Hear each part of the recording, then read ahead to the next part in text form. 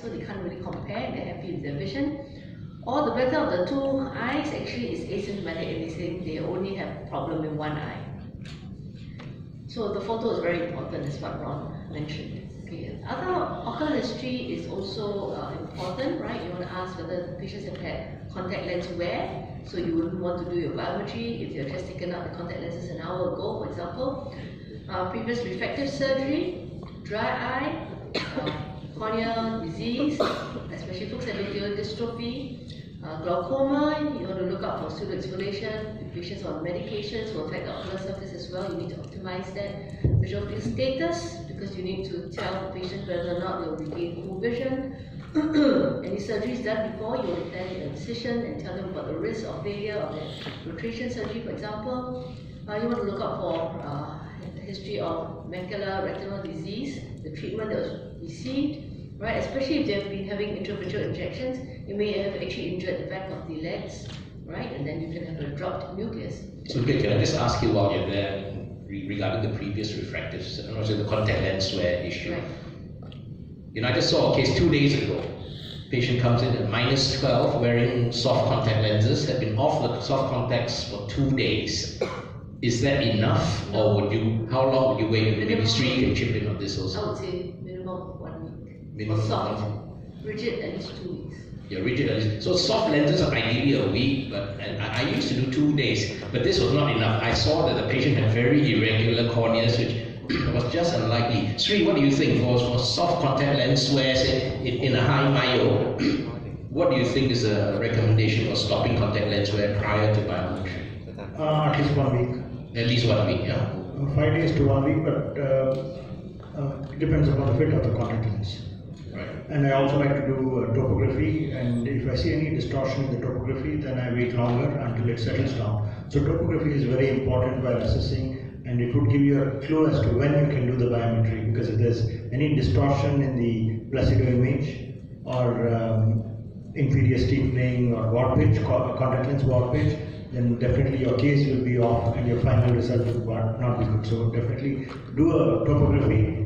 If the topography is normal, after about 5 days to a week, then you can proceed. This is exactly what my patient had: inferior steepening, on one side, and my colleague, whose case it was going to put in a trifocal toric for that, and I said no. I said, I've stopped her and come back in 3 weeks' time. I said I was very strict to do that. But thanks, please go ahead. That's important. Okay, so especially young patients, all right, if they have a unilateral cataract, if it's anterior subcapsular, right, you want to ask for history of trauma. You don't be caught out with weak zonules, right?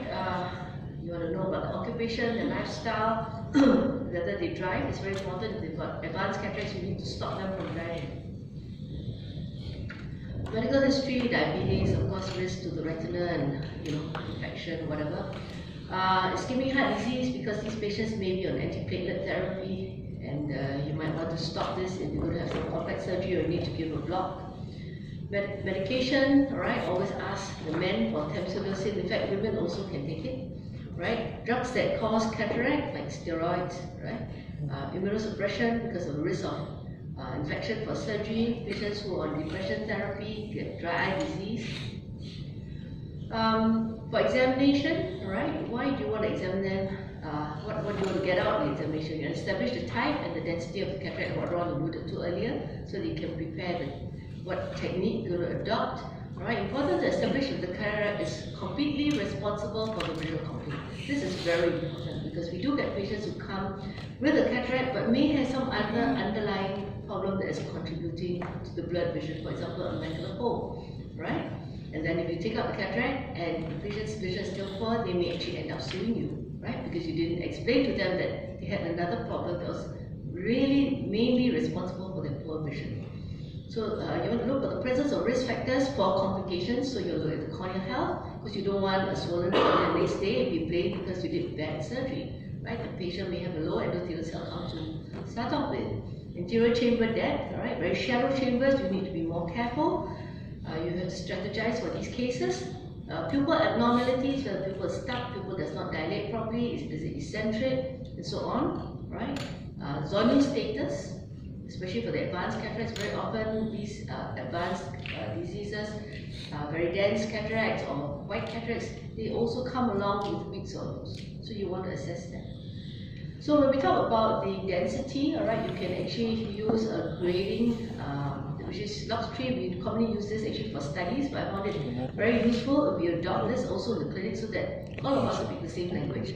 So like if the resident lists a presence of 3, grade 3, then we know roughly what that means, alright? Because in the past we used to use lux2 and other kind of gradings, and lux2 will end up at NO4. Okay, so we will be able to speak the same language if we use the same grading, and this is the most commonly used one today. So you look at the color, right? This is just an indication of the density. This is for the cortical, and this is for the posterior subcapsular grading. So initially you might want to refer to it, but after a while you will know it by heart. So visual acuity, important to have both distance and near, unaided and pinhole. Okay, the unaided one tells you exactly what the patient is experiencing. Sometimes it can suggest that with the pinhole that is better significantly than the unaided, the patient can temporarily receive glasses for correction, but very often this may be just a minor improvement and the quality of vision is still quite poor. But the BCVA is really a good indicator of the potential for the macular vision. So the BCVA improves to 6-7.5, then you know that the patient probably has a reasonable macular function, alright? Very important, before you dilate, please check for relative afferent-pupillary defect. Okay, because for example, a macular hole, you will get a grade 1 at least RAPD or an advanced cataract.